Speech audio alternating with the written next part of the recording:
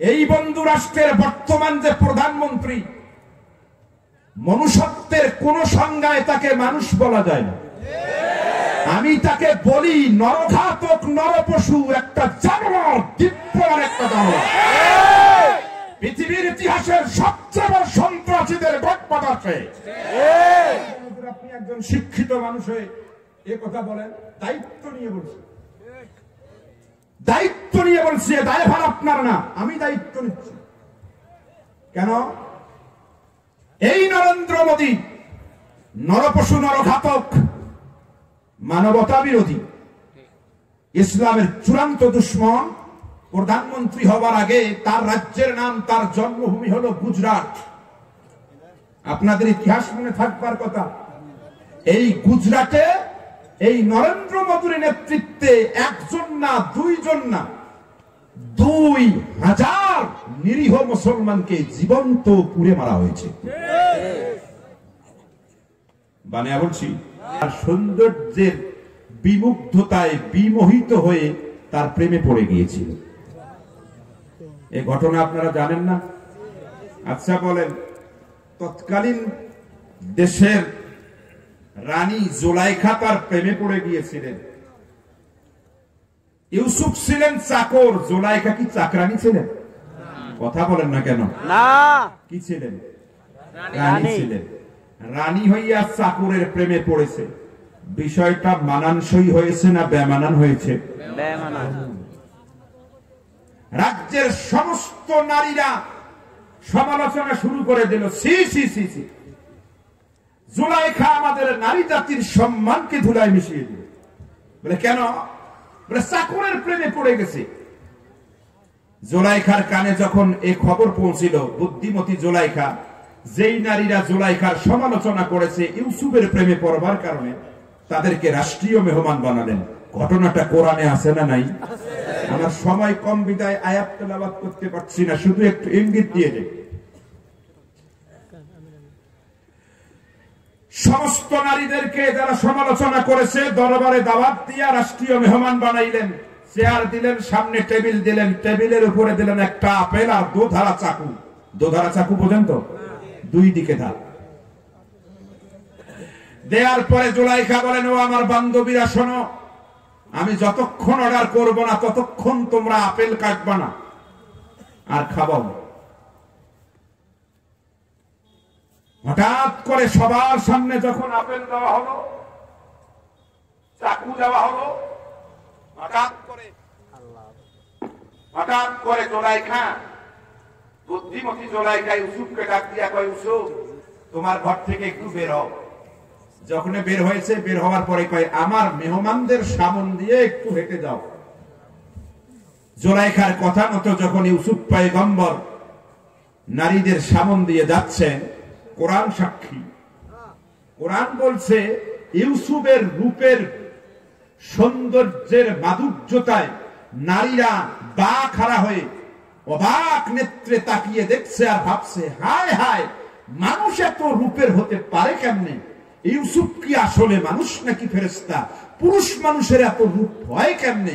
এরা যখন হতবিহ্বল হয়ে ইউসুফের রূপের মাধুর্যতায় বিমুগ্ধ হয়ে অবাক হয়ে আছে, সেই সময় বুদ্ধিমতী জুলাইখা ডাক দিয়া কয়, ও আমার বান্ধবীরা, তোমাদের সামনে যে আপেল আছে ওই আপেলটা নাও। আপেল হাতে নিয়েছে, কয় এবার ছুরি নাও। ছুরি নিছে, কয় এবার কেটে কেটে খাও। মহিলারা এবার আপেল নিয়েছে, আপেলের মধ্যে ছুরি চালায়া না দিয়া ইউসুফের সৌন্দর্যের মুগ্ধতায় এত বেশি বিমুগ্ধ হয়ে গেছে, তারা চাকু দিয়া তাদের আঙ্গুল কাটতেছে, আঙ্গুল দিয়া দরদর করে রক্ত পড়তেছে। ইউসুফের সৌন্দর্যের বিমুগ্ধতায় ওরা এত পাগল হয়ে গিয়েছিল, রক্ত যে পড়তেছে, আঙ্গুল যে নারীরা কেটে ফেলেছে তারা টেরেই পায় নাই। এই পরিমাণ সুন্দর ছিলেন ইউসুফ আলাইহিস সালাম। সুবহানাল্লাহ। ঘটনাটা কোরআনে আছে না নাই? আছে। এই সূরাটা, এই আয়াত যখন নবীর উপরে নাজিল হলো, আম্মা জান আয়েশা সিদ্দিকা রাদিয়াল্লাহু তাআলা আনহা যখন এই আয়াত পড়লেন, এই ঘটনা পড়লেন, তখন হাসতেছে। মুসলমান ভাইরা আমার দিলের কান দিয়া শুনবেন। উপস্থিত সাথীরা ডাক দিয়া বলে, লেমা যাহিকতে, ও আয়েশা, তুমি হাসো কেন? কি হয়েছে হাসার? এ ঘটনা পড়ে তুমি হাসো কেন? আম্মা জান আয়েশা সিদ্দিকা রাদিয়াল্লাহু তাআলা আনহা বলেন, ও আমার সাথীরা শোনো, ইউসুফের বান্ধবীদের এই অবস্থা দেখে আমি হাসি। আল্লাহর কসম করে বলি, ওই জায়গায় ইউসুফ পয়গম্বর হেঁটে না যাইয়া যদি আমার প্রিয়তম স্বামী মুহাম্মদুর রাসূলুল্লাহ হেঁটে যেত, আমার নবীর রূপ দেখে ইউসুফের বান্ধবীরা আঙ্গুল না, তাদের তরবারি কলিজার ভিতরে ঢুকায়া দিয়া তারা তাদের কলজা কেটে ফেলতো, তারপরে টের পেত না। চিৎকার মেরে বলুন না আল্লাহু আকবার। রাসূলুল্লাহর ঠোঁট মোবারক ছিল গোলাপের পাপড়ির মতো নরম। আল্লাহু আকবার বলবেন না? রাসূলুল্লাহর দন্ত মোবারক, রাসূলুল্লাহর নাসিকা মোবারক, রাসূলুল্লাহর চক্ষু মোবারক, রাসূলুল্লাহর দাড়ি মোবারক, রাসূলুল্লাহর গোটা জিসম মোবারককে আল্লাহ পাক সৃষ্টির সর্বশ্রেষ্ঠ সৌন্দর্য দিয়ে তৈরি করেছেন, যে ছবি চোখ দিয়ে আঁকা যায় না। এত সুন্দর ছিলেন নবী। বলেন, যেই লোকটা দেখতে খুব সুন্দর, সেই লোকটা যদি কোনো কারণে খুশি হয়, লোকটাকে ভালো লাগে না খারাপ লাগে? সবাই বলেন ভালো লাগে। আমার নবীর উপরে এই সূরা, ছোট্ট সূরাটা যখন নাজিল হলো, আল্লাহর নবী এত বেশি খুশি হয়ে গেলেন। রাসূলুল্লাহ গোটা চেহারার ভিতরে নূরের আভা প্রদীপ্তমান হচ্ছে, ছড়িয়ে পড়ছে, টিকরে পড়ছে। সাহাবায়ে কেরামরা ডাক দিয়া বলেন, মা আবসরা ওয়াজহুকা ইয়া রাসূলুল্লাহ, ও আল্লাহর নবী, একটু আগে আপনার মনটা ছিল খারাপ, আপনার মনটা ছিল বেতাতুর, একটু আগে আপনি মানসিক ভাবে বড় ভেঙ্গে পড়েছিলেন। এমন কি ঘটনা ঘটলো এখন আপনি এত খুশি হলেন? কারণ কি? কোন বস্তু আপনাকে খুশি করলো? আমার নবী জান্নাতি মুস্কি এসে ডাক দিয়া বলে, ও আমার সাহাবায়ে কেরাম শোনো, একটু আগে আমার আল্লাহ আমার উপরে ডাইরেক্ট অ্যাকশন করে, জিবরাইল কে না, মিকাইল কে না, আমার আল্লাহ আমার ঘুমের ঘরে ডাইরেক্ট অ্যাকশন করে কোরআনুল কারীমের সবচেয়ে ছোট্ট সূরা নাজিল করেছেন। সূরাটার নাম হলো সূরাতুল কাউসার। আমি খুশি হবার কারণ, আমার উম্মতের কোন ব্যক্তি যদি এই সূরাটা তেলাওয়াত করে, 2 নম্বরে বোঝে, 2 নম্বরে মুখস্থ করে, 3 নম্বরে বোঝে, 4 নম্বরে ওই অনুযায়ী আমলি জিন্দেগি গড়ায়, আমি খুশি হয়েছি। কারণ এই 4টা শর্ত যারা পালন করবে, কিয়ামতের ময়দানে সূরাতুল কাউসার ওই ব্যক্তিদেরকে সুপারিশ করে আল্লাহ পাকের জান্নাতুল ফেরদাউসের আলা মাকামে পৌঁছায়া দিবে। মাহফিল তো শুনতে আসে মানুষ অনেক সময় বক্তার ঢং দেখার জন্য, গান শোনার জন্য, আজগুবি গল্প শোনার জন্য, দাদা হুজুর আর বাবা হুজুরের কিচ্ছা শোনাবার জন্য। আমরা বক্তারাও চান্স নিয়ে নেই, 4-5টা ঘটনা বলে শেষ করে দেই। আজকে দ্বিতীয় দিনের মাহফিলে কেন আমি এই সূরাটা তেলাওয়াত করলাম? এই সূরা কিয়ামতের ময়দানে আপনাকে আমাকে যাতে সুপারিশ করে জান্নাতুল ফেরদাউসে নিয়ে যেতে পারে, এর একটা বিশেষ ব্যবস্থা করার জন্য এই শুধু রংপুর থেকে 8.5 ঘন্টার জার্নি করে ডাইরেক্ট মঞ্চে এসেছি, দাদা হুজুর আর বাবা হুজুরের কিচ্ছা বলাবার জন্য নয়, যাতে এই প্রত্যেকটি মানুষ সূরা কাউসারের কিয়ামতের ময়দানে সুপারিশ পাইয়া জান্নাত যেতে পারেন। ভাই, এখন আপনারা বলেন, কারা কারা সূরা কাউসারের সুপারিশ পেতে চান, জান্নাত যেতে চান? একটু হাত তুলে আল্লাহরে দেখান। তাকবীর দেন মুসলমানের, লিল্লাহি তাকবীর, আল্লাহু আকবার, লিল্লাহি তাকবীর, আল্লাহু আকবার। আল্লাহ কবুল করুক, সবাই বলেন আমিন। হাত তো তুললেন। সূরা কাউসার সুপারিশ করে জান্নাত নেবে শর্তে না বিনা শর্তে? শর্তে। 4টা শর্ত। বলেন কয়টা শর্ত? আরো জোরে কয়টা? 1 নম্বরে এই সূরাটা তেলাওয়াত করতে হবে। আমরা তেলাওয়াত করছি কিনা? কথা বলেন না কেন? অনেক যুবক দেখতে পাচ্ছি, একটু জবাব দিবেন। 2 নম্বরে মুখস্থ করতে হবে। আমাদের মুখস্থ আছে না নাই? আমার ক্ষুদ্র গবেষণায় বাংলাদেশে ঈদের নামাজ পড়ে, 2 ঈদের নামাজ পড়ে এরকমও মুমিন আছে না নাই ভাই? এইরকম মুমিনরা, মুসলমানদেরও 2টা সূরা মুখস্থ। একটা হলো কুল হুয়াল্লাহু আহাদ, আর একটা হলো সূরাতুল কাউসার। এমনকি অনেক হিন্দুদেরও এই সূরা মুখস্থ। কথা কর না কেন? তাহলে 2 নম্বর শর্তটাও পূরণ। 3 নম্বরের শর্ত হলো, এই সূরাটা আমরা অনেকেই বুঝি না, আজকে আমরা বুঝবো। আগামীকাল থেকে আমল করব। লাভ সূরা কাউসার সুপারিশ করে জান্নাতুল ফেরদাউসের আলা মাকামে পৌঁছাবে। সুবহানাল্লাহ বলেন। যারা এখানে বসেছেন তারা কপালওয়ালা। আমি শেষ পর্যন্ত যেতে পারবো কিনা জানি না। কর্তৃপক্ষ আমাকে একটা নির্দিষ্ট টাইম দিয়েছেন, যত দূর হয় আল্লাহ আমরা চেষ্টা করব। 2 নম্বরের কারণ, এই সূরাটাকে আমি আপনাদের সামনে কেন তাফসীরের জন্য চুজ করেছি। আজ থেকে ১৫০০ বছর আগে ইসলামকে ধ্বংস করবার জন্য ইসলামের শত্রুরা যেই পরিস্থিতি পরিণতি করেছিল মুসলমানদের, ১৫০০ বছর আগে মুসলমানদের যেই পরিস্থিতি পরিণতির জন্য আল্লাহ পাক এই সূরা নাযিল করে মুসলমানদেরকে দিশা দিয়েছিলেন। মজার ব্যাপার হলো ১৫০০ বছর পরে গোটা পৃথিবীতে বর্তমান মুসলমানদের উপরে সেই পরিস্থিতি বিরাজ করছে। সমসাময়িক প্রেক্ষাপটের সাথে মিল বিধায় আমি এই সূরাটি আজকে তেলাওয়াত করেছি। তাহলে কারণ কয়টা? আরে কথা কন না কেন? 2টা কারণ। 1 নম্বরের কারণ আল্লাহর নবীর হাদিস সুপারিশ করবে সূরা কাউসার। সূরা কাউসার সুপারিশ করবে, কোরআনই সুপারিশ করবে। আর 2 নম্বরের সমসাময়িক প্রেক্ষাপটের সাথে মিল। কেমনে মিল একটু আলোচনায় যাই। এই সূরাটা নাযিল হলো কেমনে? তাফসীরের নিয়ম হলো শানে নজুল বলতে হবে। আপনাদের দোয়ায় ছোট্ট এই বয়সে আমি মাস্টার্স ক্লাসে, কামিল ক্লাসে আমার ছাত্রদেরকে একটা কিতাব পড়াই। কিতাবটার নাম হলো লুবাবুন নুকুল ফি আসবাবিন নুজুল। লিখেছেন আল্লামা জালালউদ্দিন সুয়ুতি আশ-শাফি রাহমাতুল্লাহ আলাইহি। ইনি এমন একজন আল্লাহর ওলি ছিলেন, ওনার আত্মজীবনীর ভিতরে উনি নিজেই লিখেছেন, আমি ঘুমের ঘোরে না, স্বপ্ন যোগে না, জাগ্রত অবস্থায় আমার মদিনাওয়ালা নবীকে ৭০ বারেরও বেশি দেখেছি। সাহিবুল কাশফি, ইনি একজন কাশফওয়ালা, একজন বুজুর্গ ছিলেন।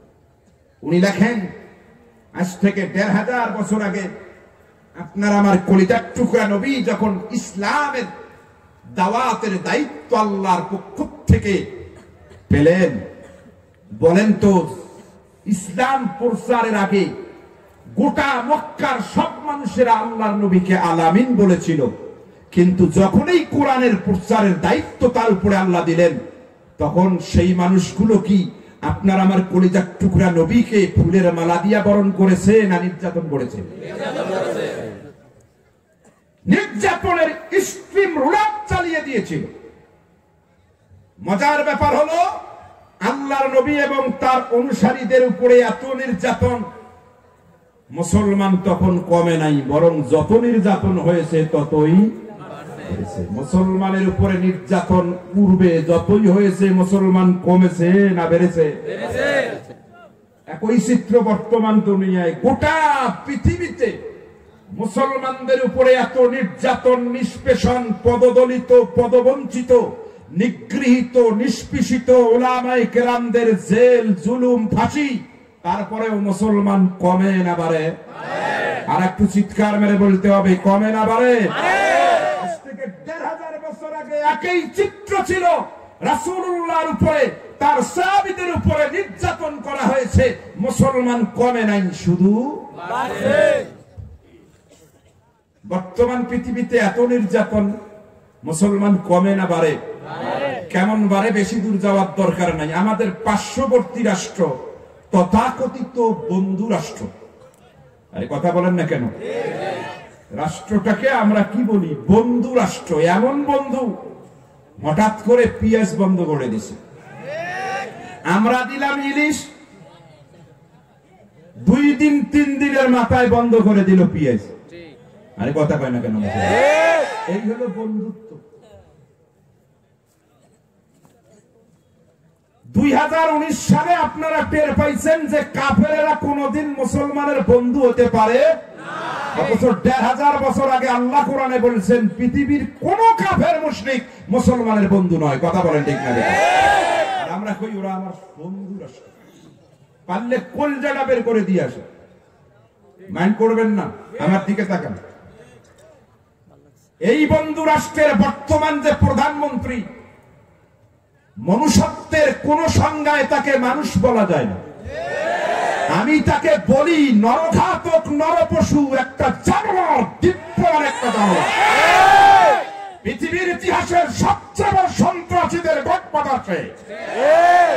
আপনি একজন শিক্ষিত মানুষ হয়ে এ কথা বলেন, দায়িত্ব নিয়ে বলছি, দায়িত্ব নিয়ে বলছি, দায়ভার আপনার না, আমি দায়িত্ব নিচ্ছি।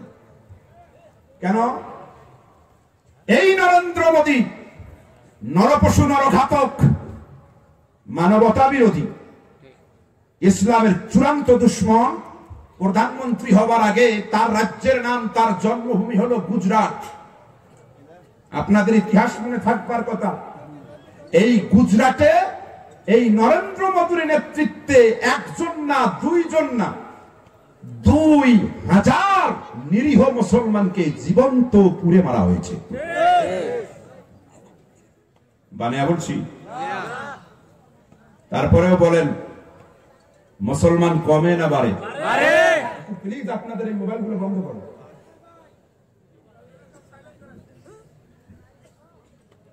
আমি আবারও বলি, আমি কমার্শিয়াল কোন বক্তা না, বক্তব্য দেওয়াটি আমার পেশা নয়।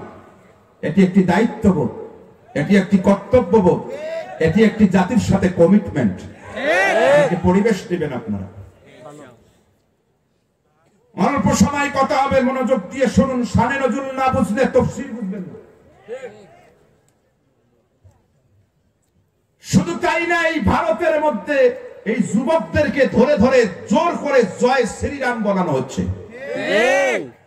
ওরা ভারতের ভিতরে হিন্দু রাষ্ট্র গঠনের ঘোষণা দিয়েছে, বলেছে এদেশে শুধু হিন্দু থাকবে আর কেউ থাকবে না। মজার ব্যাপার হলো, এত নির্যাতনের পরে মুসলমান কমে না বাড়ে? আরে কয়েকদিন আগের ঘটনা, এই কয়েকদিন আগের ঘটনা। যেই নরেন্দ্র মোদী মুসলমান শূন্য ভারত করতে চায়, সেই নরেন্দ্র মোদীর জন্মভূমি গুজরাটের ভিতরে একজন না, দুইজন না, 600 দলিত হিন্দু তাওহীদের কলেমা পড়ে মুসলমান হইয়া গেছে। মুসলমান বাড়ে না কমে? এই ভারতে কয়েকদিন আগে একজন হিন্দু নারী মহাকাশে বিজয় করার জন্য নভোচারী হলো, মহাকাশ যানে চলল। উপমহাদেশ এশিয়ার ভিতরে নারী একজন মহাকাশ বিজ্ঞানী গেল, গোটা পৃথিবীর মানুষ অবাক হয়ে থাকলো। নারী যখন ফিরে আসলো, না ওই ভারতের ওই নারীটা, তার বাড়ির সামনে সমস্ত ইলেকট্রনিক মিডিয়া, প্রিন্ট মিডিয়ার সাংবাদিকেরা ভিড় করলো। কি অভিজ্ঞতা! একজন নারী মহাশূন্য থেকে কি নিয়ে আসলো। মজার ব্যাপার হলো, অপেক্ষমান সাংবাদিকদের সাথে নারী কোনো কথা না বলে ওই বিশ্ব আকাশজয়ী নারী সরাসরি দিল্লি শাহী জামে মসজিদে যে মসজিদের খতিবের কাছে তাওহীদের কলেমা পড়ে মুসলমান হয়ে গেছে। সাংবাদিকেরা যাইয়া বলে, বোন আমরা শুনতে চাইলাম একটা, তুমি ঘটাইলা আর একটা, তুমি কেন মুসলমান হইলা? ওই নারী সাংবাদিকদেরকে ডাক দিয়া বলে, ও আমার সাংবাদিক ভাইরা শোনো, আমি নারী, আমার বড় অ্যাডভেঞ্চার, আমি মহাশূন্যে গেলাম, আমার কাছে বিশেষ একটা শক্তিশালী অস্ত্র ছিল, ক্যামেরা ছিল। আমি যতদূর ভূপৃষ্ঠ থেকে আসমানে উঠি, মহাশূন্য থেকে দুনিয়ার ছবিগুলো তুলি, একটা পর্যায়ে যাইয়া দেখি আমার শক্তিশালী ক্যামেরার মধ্যে দুনিয়ার আর কোন ভূপৃষ্ঠের আর কোন ছবি আসে না, শুধু দুইটা আলো আমার ক্যামেরার মধ্যে আসে। বিভিন্ন অ্যাঙ্গেল থেকে ওই দুইটা আলো আমি বারবার উঠাই, আর মনের ভিতরে প্রশ্ন জাগে, হায় হায়, মহাশূন্য থেকে দুনিয়ার কারো কোনো যোগাযোগ নাই, এই দুইটা আলো কোথাকার আলো? বারবার আমি এরকম করে বিভিন্ন অ্যাঙ্গেলে ছবি তুললাম। মহাকাশ যান থেকে যখন আমরা দুনিয়ার মধ্যে ফিরে আসলাম, এবার আমার ক্যামেরা থেকে ছবিগুলো স্ক্যান করলাম। স্ক্যান করবার পরে আমি দুনিয়ার মানচিত্র নিয়ে বসলাম। আল্লাহর কসম করে বলি, মহাশূন্যে কোন জায়গার থেকে দুনিয়ার কিছুরই যোগাযোগ নাই। ওই মহাশূন্যের যত জায়গায় গিয়েছি দুইটা আলোর যোগাযোগ, একটা আলো হলো মুসলমানের কিবলা কাবার আলো, আর একটা হলো মুসলমানদের কলিজার টুকরা নবী মুহাম্মদুর রাসূলুল্লাহর রওজায়ে আতহারের আলো। জোরে জোরে কোন সুবহানাল্লাহ। আমি মুসলিম, আমি গর্বিত। সুবহানাল্লাহ বলেন। সুবহানাল্লাহ। মুসলিম, আমি গর্বিত। গোটা পৃথিবীর কোন জায়গা থেকে মহাশূন্যের যোগাযোগ নাই, মুসলমানের দুইটা কলিজার জায়গায় যোগাযোগ। এজন্য আমি মুসলমান হয়েছি। বলেন এত নির্যাতন মুসলমান বাড়ে না কমে? অবাক হবেন, বর্তমান দুনিয়ার একজন বড় গবেষক সমাজ বিজ্ঞানী ডক্টর ন্যানসন 13 বছর গবেষণা করেছেন। উনি গবেষণা করে পৃথিবীর নেতাদেরকে মেসেজ দিয়েছেন, তোমরা যতই মুসলমান শূন্য করতে চাও পৃথিবীতে, আমার গবেষণার ফল হলো প্রতি ঘন্টায় 6 জন করে অমুসলমান তাওহীদের কলেমা পড়ে বিশ্বে মুসলমান হয়ে যাচ্ছে।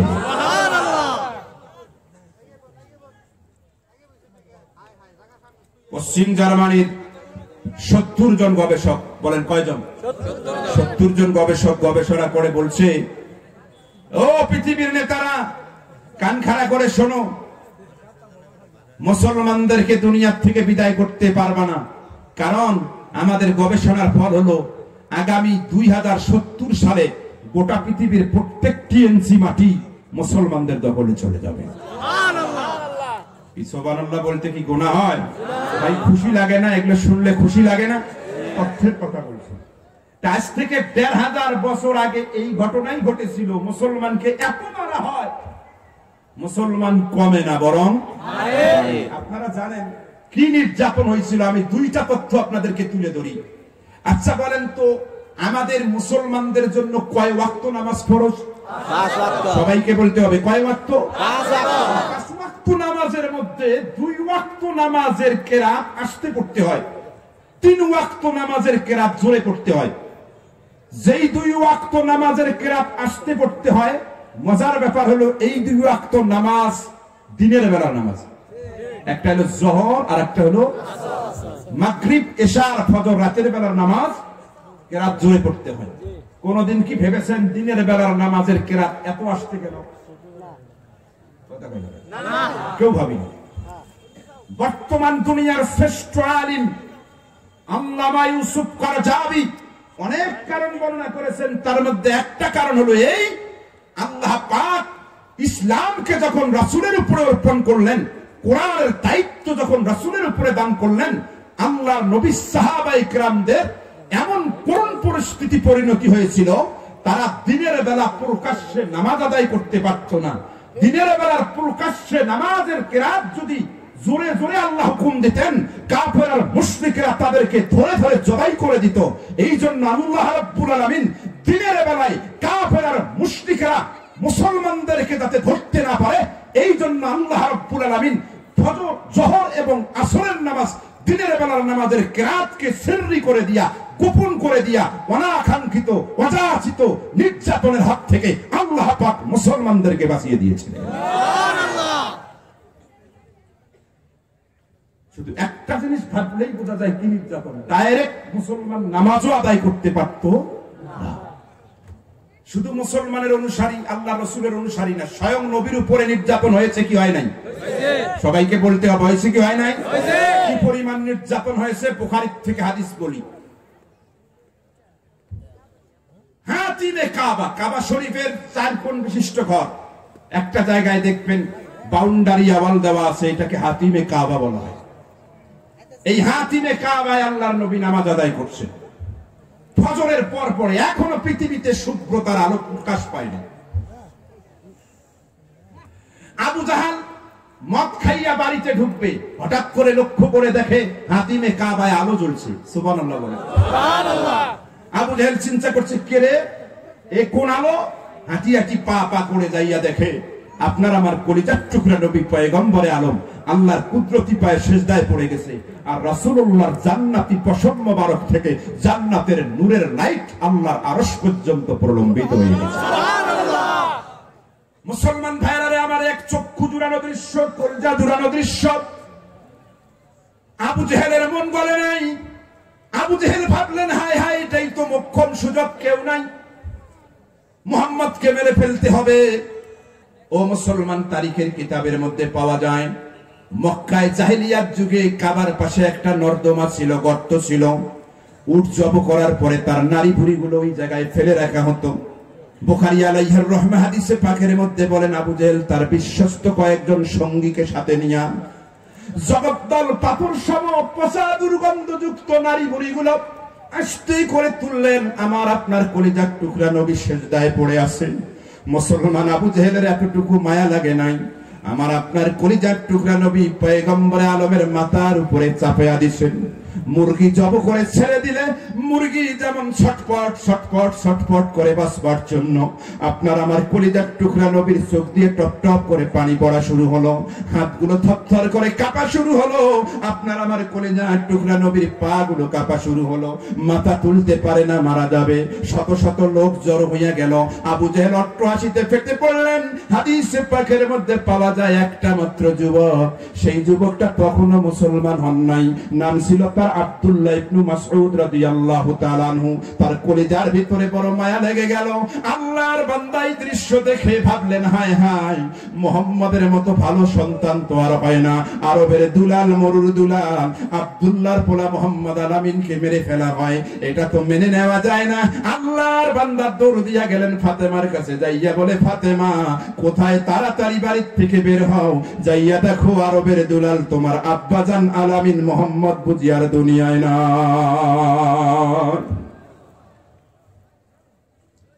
মুসলমান ভাইরা আমার দিলের কান দিয়া শোনেন, কিতাবের মধ্যে পাওয়া যায় ফাতেমা দূর দিয়ে আসলেন। এসে দেখেন রাসূলুল্লাহর অবস্থা খারাপ। কষি হাত দিয়া এরকম করে মাথার থেকে ওই পাথর সম দুর্গন্ধযুক্ত নারী ভুঁড়ি নামাবেন, পারেন না, পারেন না।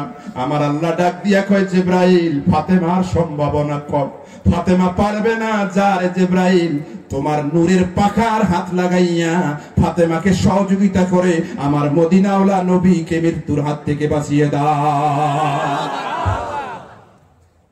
অনেক লম্বা কথা, সংক্ষিপ্ত বলে দিই। আমার নবী পয়গম্বরে আলম কে বাঁচাবার জন্য ফাতেমার হাতের সাথে হাত লাগালেন জিবরিল। যখন জিবরিল হাত লাগাইছে, ফাতেমা অবুঝ মানুষ, ছোট্ট বালিকা, চোখের পানি ছেড়ে দিয়া কান্দে আর কয়, আল্লাহুম্মা আলাইকা বি কুরাইশ, আল্লাহুম্মা আলাইকা বি আবু জাহাল। আল্লাহু আকবার বলেন।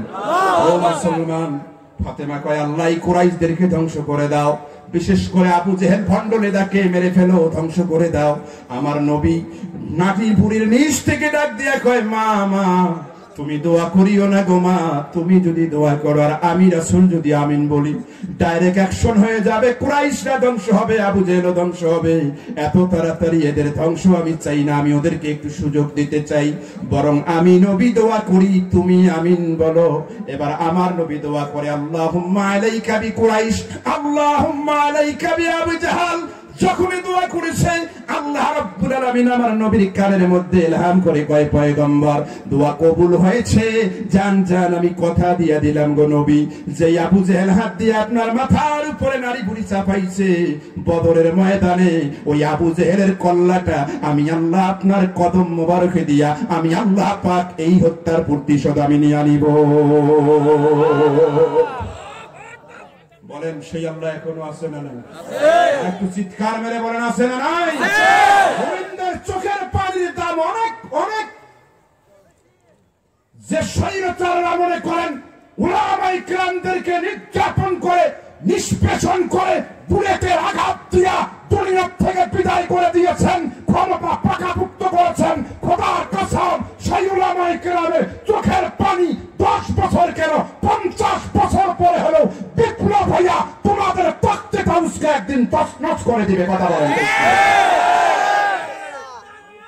আল্লাহু আকবার, আল্লাহু আকবার। মুসলমান ভাইরা আমার কথা বুঝতে কষ্ট হয়, আমার দিকে তাকান। এত নির্যাতন মুসলমান কমে না, বরং মক্কার সবচেয়ে বড় সন্ত্রাসী ওমর ইবনুল খাত্তাব তাওহীদের কলেমা পড়ে মুসলমান হয়ে গেছে। সুবহানাল্লাহ। আর একটু জোরে বলেন না সুবহানাল্লাহ। সুবহানাল্লাহ। ওমর ছিল 52 নম্বর মুসলমান। কয় নম্বর মুসলমান? কথা বলতে হবে, কয় নম্বর? বাড়ি। আল্লামা ইবনে হাজার আসকালানী রাহমাতুল্লাহ আলাইহি বলেন ওমর ছিলেন 52 নম্বর মুসলমান। 1 2 3 4 5 6 এরকম করে 52 নম্বর মুসলমান ছিলেন ওমর। ওমর যেদিন মুসলমান হয়, আমি এই 2 মাস আগেও আমার ছাত্রদেরকে পড়াইছি, মোহাম্মদ আলী সাবনী উনি লেখেন, সফওয়াতুত তাফাসির খুলে দেখবেন, বর্তমান দুনিয়ার সবচেয়ে লেটেস্ট তাফসীর। উনি ওখানে লেখছেন যে ওমর যেদিন মুসলমান হয়, ওমর ডাইরেক্ট কাবা শরীফকে সামনে নিয়ে নামাজ আদায় করছেন। সুবহানাল্লাহ বলেন। প্রকাশ্যে হযরতে ওমর যখন নামাজ পড়ছে, মুসলমানরা দেখছে, তাকবীর দিয়েছে। আবু জেহেল তখন খেজুর খাচ্ছিলেন, খেজুর অর্ধেক মুখে অর্ধেক হাতে। যখন তাকবীর দিছে মুসলমানেরা, আবু জেহেলের হাতে ধরা খেজুরটা মাটিতে পড়ে গেছে। সুবহানাল্লাহ বলেন না? তাই তাকবীরের অ্যাকশন আছে না নাই? আবু জেহেল তাকবীর শুনে খাবার ফেলে দিছে। এখনো দেখবেন যদি মাহফিলে একটু তাকবীর হয়, সারা বাংলাদেশে তো যাই, অনেক অতিথি থাকে, মুসারু, উড়িয়া, টাকলু, আরে কথা কন না কেন? এসেই দেখবেন কথা নাই বাতরা নাই, হুজুর দল মত নির্বিশেষে একটা মাহফিলের আয়োজন করছি, আপনি একটু হিকমতের কথা বলবেন, আসমানের উপরের ওয়াজ করবেন, জমিনের নিচের ওয়াজ করবেন। এই জমিনের মধ্যে কে কি করে খায় আমরাই মারামারি করি নাকি, এগুলো আপনার বলার দরকার নেই। কথা বলেন না কেন মুসলমান? যদি খালি একবার তাকবীর হয়, হুজুরের দিকে এমন চাইয়া দেখে যে কোন হুজুরে, আরে কথা বলেন না কেন মুসলমান? তাকবীরের কোন জায়গাতে আঘাত লাগে, আমার তো মনে হয় এদের বীজের ভিতরে, এদের রক্তের ভিতরে মুসলমানিত্ব আছে কিনা ডিএনএ টেস্ট করা দরকার। মুসলমানের তাকবীর করবে, মুসলমানের তাকবীর হলো ঈমানকে তাজা করনে ওয়ালার একটি স্লোগান। সুবহানাল্লাহ বলেন। সময় কম, লম্বা কথা নাই। ওমর যেদিন মুসলমান হয়েছে, আবু জেহেল কয় শেষ, কাছে গেছে, ওমর তরবারি ঘুরায়, বুঝাইতে চাই সাহস থাকলে সামনে। সুবহানাল্লাহ বলেন। আবু জেহেল মোকাবেলা না করে জরুরি অধিবেশন ডাক দিছে, গোপন অধিবেশন। আমার দিকে তাকান, সফওয়াতুত তাফাসির থেকে বলছি, মোহাম্মদ আলী সাবনী বলেন গোপন বৈঠক যখন শুরু হলো, আবু জেহেল বলো মোহাম্মদকে এত নির্যাতন করি, অনুসারীদেরকে মারি, নারী হুড়ি চাপাইয়া দেই, তায়েফে মারলাম, জেল খাটাইলাম, কাজ তো হয় না, তাহলে এই উমর নতুন এরকম একটা সন্ত্রাসী, সেও মুসলমান হলো, কেমনে ঠেকানো যাবে? বলো কিভাবে ঠেকানো যায়? একজন পেট মোটা নেতা দাঁড়াইছে। ভাই আমি বানিয়ে বলছি না, এই কোরআন দিয়ে বলছি, তাফসীরের মধ্যে এই কথাটাই আছে। পেট মোটা একজন নেতা দাঁড়ায় কয়, সাহেব আমার প্রস্তাব, ফাখুজুহু ওয়াকতুলুহু, মুহাম্মদকে ধরেন আর মারেন, মারিয়ে শেষ করে দেন, জঞ্জাল না থাকলে আমরাই। আবু জেহেল কয়, ওই পেট মোটাওয়ালা বস, তোর বক্তব্য গ্রহণযোগ্য নয়, এক্সপান্ড যোগ্য। বলে কেন? এই মুহাম্মদের মতন একটা চরিত্রবান, এত নিরীহ টাইপের সন্তান মারতে যে চাও, ও কোন বংশের পোলা তুমি কি জানো? ওটা কুরাইশের সওয়াল। নিরীহ অন্যায় ভাবে কুরাইশের একটা সওয়ালকে মারবা, আর কুরাইশেরা আঙ্গুল চুষে বসে থাকবে, দেশে গৃহযুদ্ধ বাঁচবে, থাকতে পারবে না।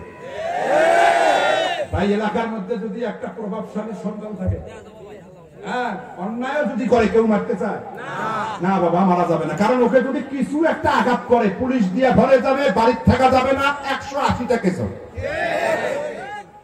রাসূলুল্লাহ ছিলেন মক্কার সবচেয়ে সম্ভ্রান্ত পরিবারের সন্তান। সুবহানাল্লাহ বলেন। হাত দিবে অন্যায় করে, গৃহযুদ্ধ বেঁধে যাবে। এই জন্য কয় না, হবে না। এবার আর একজন দাঁড়াইছে, আমার দিকে তাকান ভাই, কোন দিকে তাকাবেন না, সময় একেবারে কম, আমি শুধু শানে নজরুলের মধ্যে আছি। আর একজন দাঁড়িয়ে গেছে, টাকাওয়ালা নেতা, মাথা চুল নেই,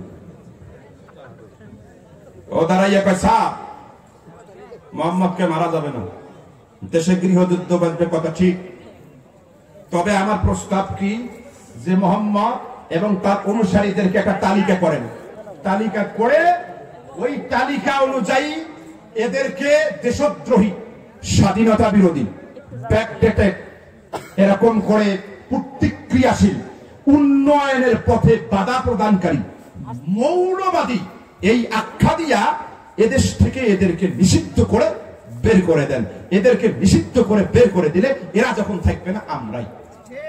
কথা কন না কেন মুসলমান? ডাইরেক্ট অ্যাকশন করে যখন পারে না তখন কোন ফর্মুলা?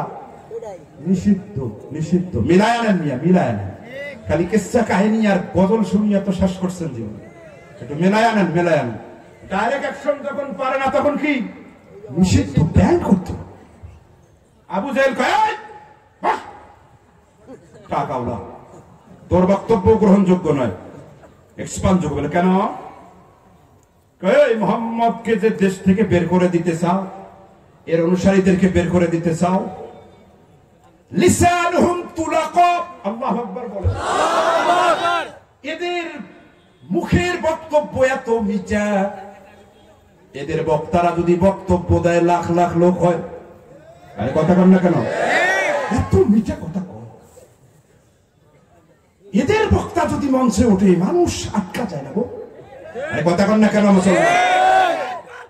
আর তোমরা খিচড়ি দাও তারপরেও লোক আসে না। কথা বলেন না কেন? যে মুহাম্মদের অনুসারীদের জবান এত সুন্দর, এত সুন্দর বক্তব্য দেয়, সেই কোরআনের পাখির বক্তব্য শুনে তো হাজার হাজার মুসলমান তাওহীদের গলায় পড়ে মুসলমান হয়ে যায়। কোরআন একটা আয়না, কোরআনের আলোচনা করবেন সব আসবে। আর যদি যে সাপের চোখ নাই, মুখ নাই, করে না কো ফুসফাস, মারে না কো ঢুসকাস, তেরে মেরে ডান্ডা করে দিব ঠান্ডা, টাকা দেন তাড়াতাড়ি নিয়ে চলে যাই, গোলে মালে বক্তা যদি করেন, জীবনে কোরআনের কিছু বুঝবেন না।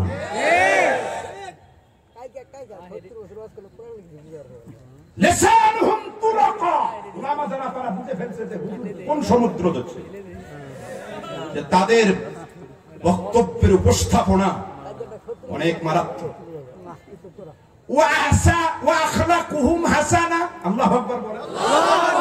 চরিত্র বড় সুন্দর, এরা মদ খায় না, এরা ঘুষ খায় না, এরা পরনারীর প্রতি আসক্তি নাই, এরা ক্যাসিনো কাণ্ড ঘটায় না।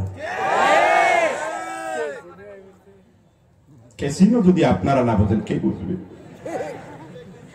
এরা কিছু করে না, টেন্ডারবাজি করে না, এরা খুব ভালো।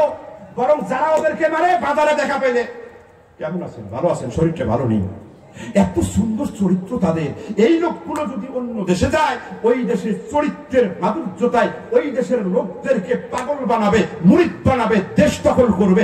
দেশ দখল করার পরে শক্তি সঞ্চয় করে এই দেশে আসবে, এদেশ দখল করবে। দেশ দখল করার পরে মনের ঝাল মিটবে না, তোমার আমারে ধরবে, ধরার পরে মনের ঝাল মিটবে না, তোমাকে আমাকে মারবে, মারার পরে মনের ঝাল মিটবে না, চামড়া খসাইয়া চামড়া দিয়া ডুগডুগি বাজাবে।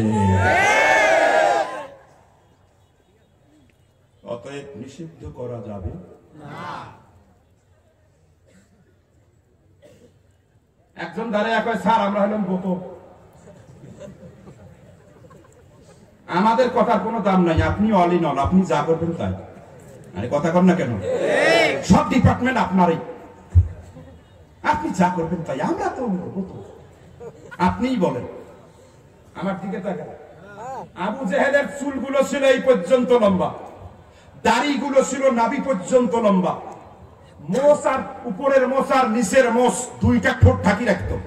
আমি যখন আবু জেহেলের এই সুরত পড়ছি ভাই, তখন আমার চোখের মধ্যে একজনের ছবি ভেসে উঠছে, সে হলো বিশ্ব কবি গরু। কথা কন না কেন মুসলমান? আবু জেহেলকে কেউ না দেখানো না থাকলে অসুবিধা নাই। আজ থেকে যাইয়া যদি রবীন্দ্রনাথকে দেখেন, বলবেন যে এটা খালাতো ভাই। কথা কন না কেন মুসলমান? তাই কথা বলেন না ঠিক কেনা? রবীন্দ্রনাথ মুসলমানদের চূড়ান্ত দুশ্মন ছিলেন, কথা বলেন ঠিক না? বাংলাদেশের ভিতরে ঢাকা বিশ্ববিদ্যালয় মুসলমান সন্তানেরা পড়বে, এটাই রবীন্দ্রনাথ চাইলেন, চাইলেন, চাইলেন। কথা বলেন তাই না?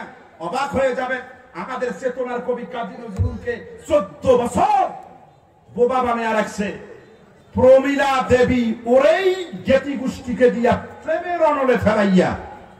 কথা কন না কেন মুসলমান? কারণ ও জানে যে কায়দায় লেখা শুরু করছিল রবীন্দ্রনাথ, চল চল চল উল্টো গগনে বাজে মাদল, কি লেখা শুরু করছিলেন? কারার ওই লৌহ কপাট ভেঙে ফেল কর্মের পাট। এই যে কথাগুলো যখন লেখা শুরু করছে, রবীন্দ্রনাথ কয় এভাবে যদি লিখতে থাকে আমি রবীন্দ্রনাথ আর থাকবো না, রবিও থাকবে না, নাতও থাকবে না। আরে কথা কন না কেন মুসলমান? 12 বছর 14 বছর জাতীয় কবি নজরুল ইসলাম যদি তার জবানটা ফিরে পেতেন, তাহলে কাজী নজরুল ইসলামের প্রতিভার কাছে রবীন্দ্রনাথ জুতার ফিতার যোগ্যতা হতেন না।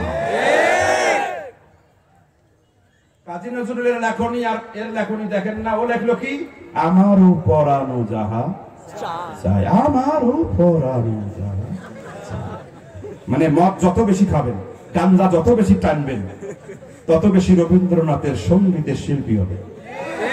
রবীন্দ্রনাথ সঙ্গীত যত শিল্পী আছে তালিকা নিয়ে দেখবেন প্রত্যেকটাই মদপ্য, মদপানকারী, এডিক্টেড। ও তো কলকি টানছিল, কথা কন না কেন?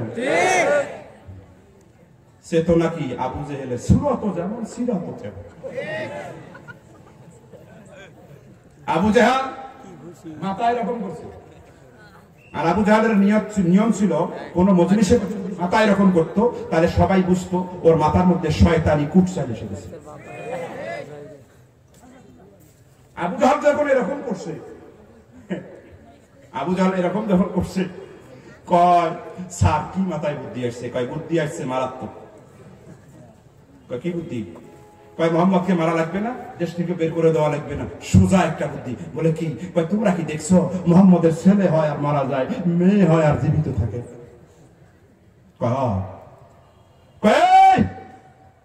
মেয়ে খালি জীবিত থাকে, ছেলে মারা যায়। মক্কার প্রত্যেকটি মানুষের আকীদা হলো যার ছেলে হয় মারা যায় সে হলো সবচেয়ে বড় কপাল পোড়া, আটকুড়া, বালিয়া, নির্বংশ, বরকতহীন।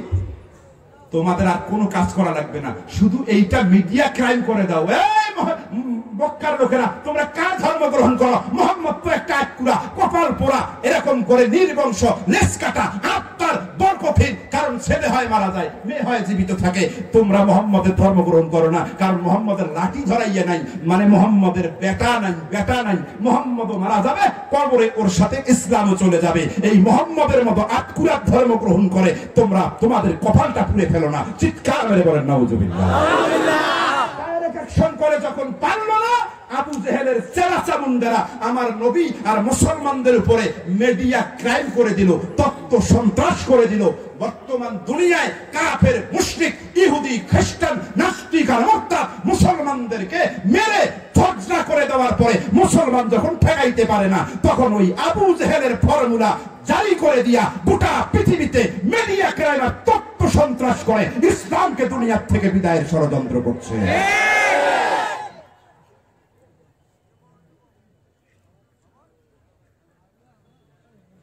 ঘটনা মিলছে না মেলে না? তবে একটা কথা বলিলাম, হাজার হাজার জনতা বলেন তো ভাই, মেয়ে হওয়াটা কুলক্ষণের কারণ এই আকীদাটা জাহিলীদের নাকি কোন মুসলমানের?